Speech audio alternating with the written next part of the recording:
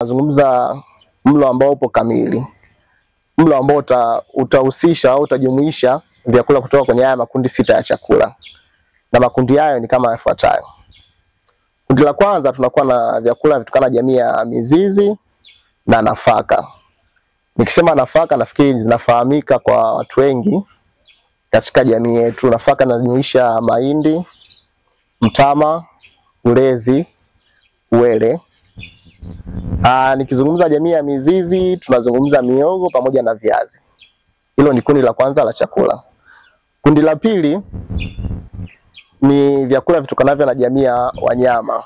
Nikisema jamii ya wanyama naanusha wanyama pamoja na mazao yao. Mfano, nikizungumza ng'ombe, nyama ya ng'ombe pamoja na maziwa, kuku, mayai, samaki pamoja na wale wadudu ambao wanaliwa kama kumbikumbi na senene. Hivi ni vyakula jamii ya nini?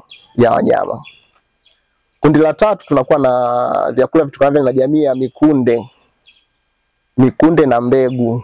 Mfano, kunde ni tuna njegere, tuna karanga, tuna maharage ya kawaida ambayo yanalika katika jamii zetu yanajulikana. Na kundi la 4 tuna vyakula kutoka kwenye kundi jamii ya matunda. Mfano matunda tunajumuisha matunda yote ya yale matunda tunayofahamu pamoja na yale matunda ya kienyeji au matunda ya asili. Na matunda haya yanaweza kuwa parachichi, ndizi, embe, tikiti, machungwa, yote hayo ni matunda. Pamoja na yale ya asili, ukwaju, mapera na mengine ambayo yapo katika jamii yanayotuzunguka. Kundi la 5 ni kundi ambalo linatokana kwenye jamii ya vyakula vya mboga mboga. Na mazungumza mboga za majani, mchicha, chainizi hizi, tunazungumza mnafu.